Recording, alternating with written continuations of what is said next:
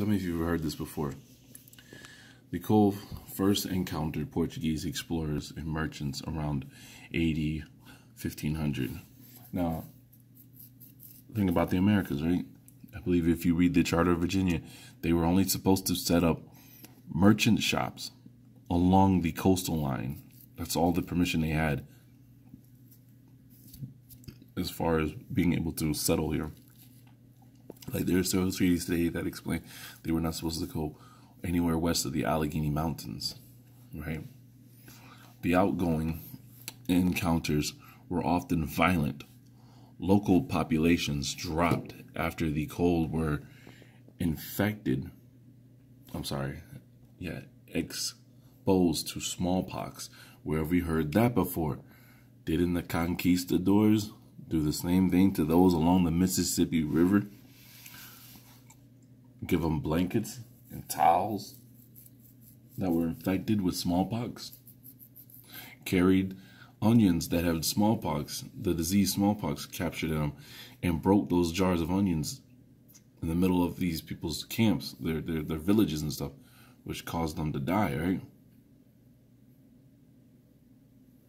So, just saying, you stop me if you've heard this before, by Europeans who carried it as a imminent disease. And it says here, the people suffered high, as they had no immunity to the new infectious disease. They weren't used to it. You know, this is not, this is foreign to their land. The Cole waged more frequent attacks against Europeans when the Dutch East Indian companies enclosed traditional grazing land from farms. Over the following century, the Cole were suddenly driven off their land, which effectively ended their traditional life. Like I said, where have you heard that before? Right? And if you read down here later on, goes on that these people, they had to end up settling. They ended up settling on being farmers and became bondmen, right? And bond servants or farm workers. Where have you heard that before? Seriously. And it's the but that's, I was just trying to find out who it was the Bantu people pushed out of the way when they started doing their migration in through here. So I was reading about that. Let me see here. Yeah, I see. It still shows that they were among this portion of Africa. Was the song.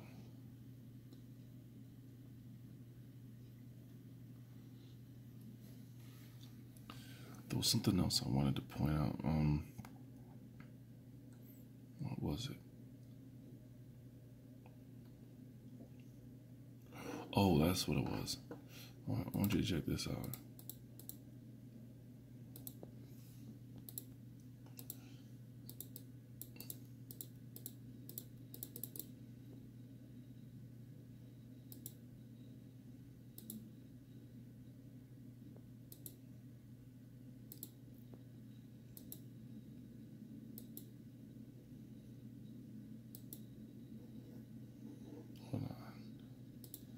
Just going back. Oh, hold on. I was listening to a YouTube author from Texas who was going over the DNA stuff, and he was breaking down that the highest concentration of the Bantu DNA is actually found in Brazilian Americans, not African Americans or other nations. But I thought that was interesting that it's the Brazilian Americans who have the highest concentration of their DNA. Don't forget, the Bantu, when you go to the etymology of the word Bantu, they are believed to be responsible for the banjo. right? They were the makers of the banjo. What is that?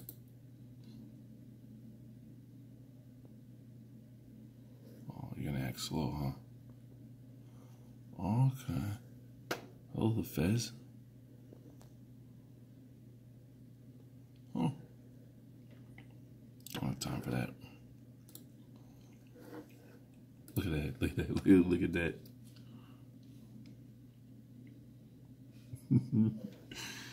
That is so awesome. That is so awesome. Do your thing. Let me see here. What was it? There was let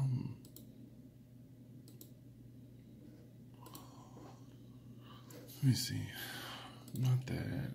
Not that. Not that.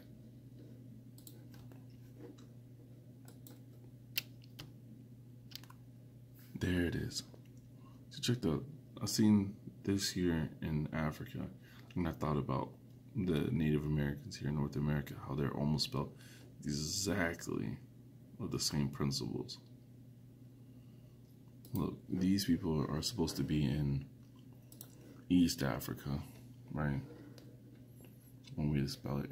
And it was the YouTube author from Texas that was reading about him, that when he was explaining this stuff, it sounded weird the way he brought it up, just the way their name was spelled.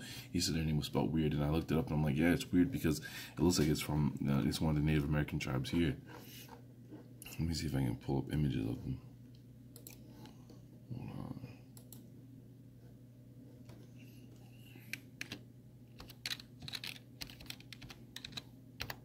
It says that they're an Afro-Asiatic people, but they speak Cushite.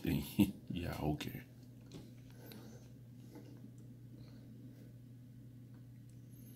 And look, there's a YouTube video. I wonder if it's attached to this, where he's playing, and this sounds like, I mean, you would think this is bluegrass when you hear him play. Let me see.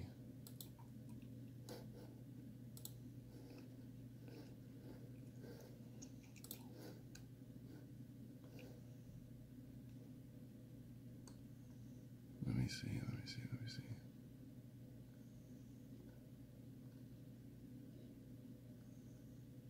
I don't think I'm going to be able to find it. It's not right now.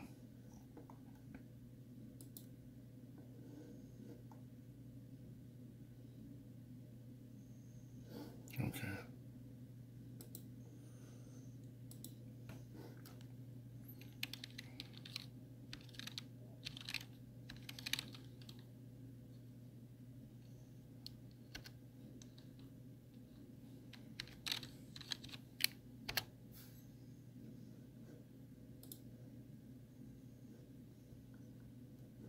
Here it is.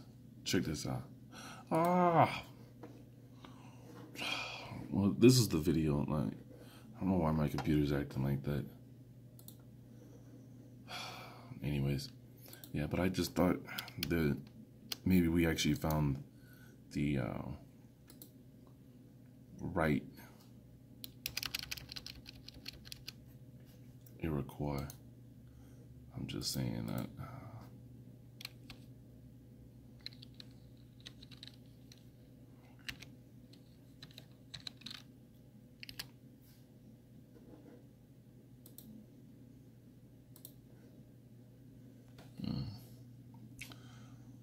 They're Afro-Asiatic, but they're speaking a Cushite dialect, and I wonder if they're lying about what they're actually speaking.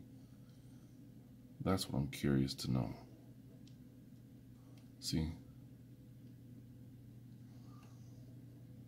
And one of the things I thought was interesting, oh, it says here that they're a remnant, and it just reminds me of some of the things you read in the Old Testament. Remnant, you know, was it bondmen, bondwomen, stuff like that. You know, the diseases from Egypt placed upon you.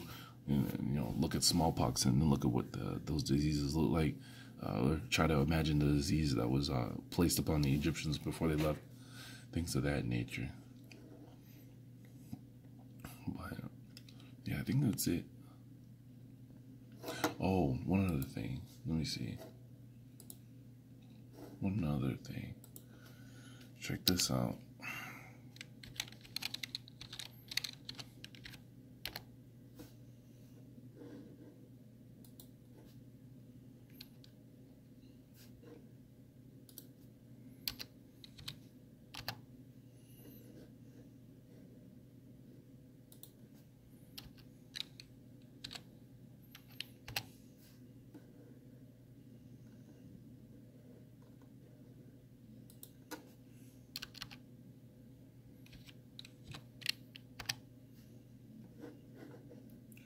I'll show you this. Didn't realize this the first time I read about this. Where was it? They go into this whole thing about this being the kingdom of Kush. Alright, so first of all, the name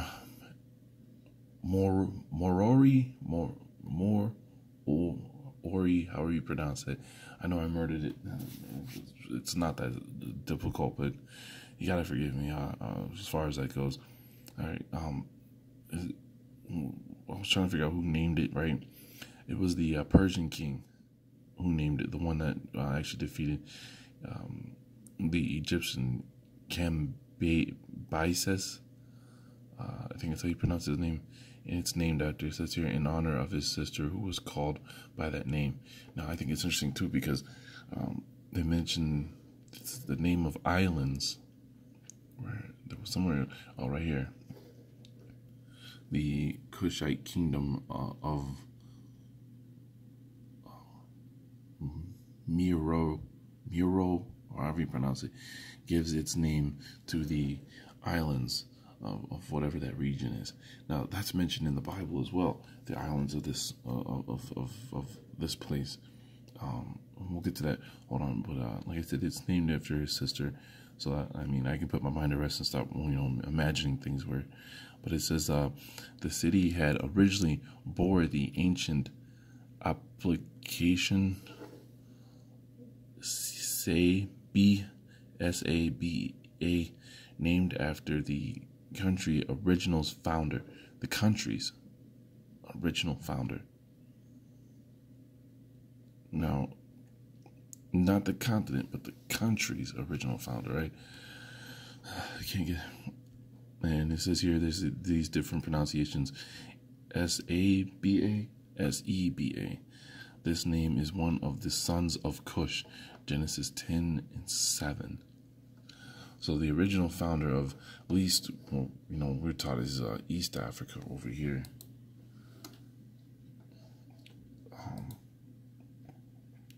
Was a Kushite. In this region.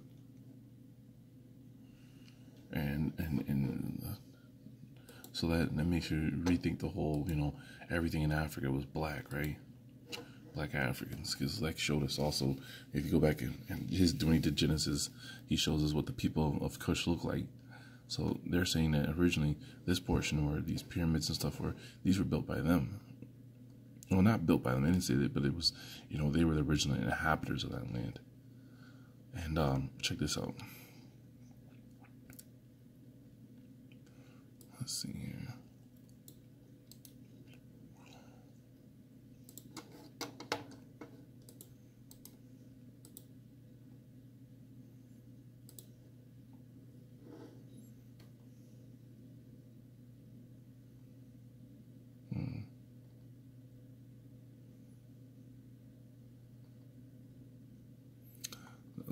It wasn't when I came up the last time I pulled that up. It actually went into the biblical, so on and so forth. But we'll pick this up again, though. We'll pick this up again.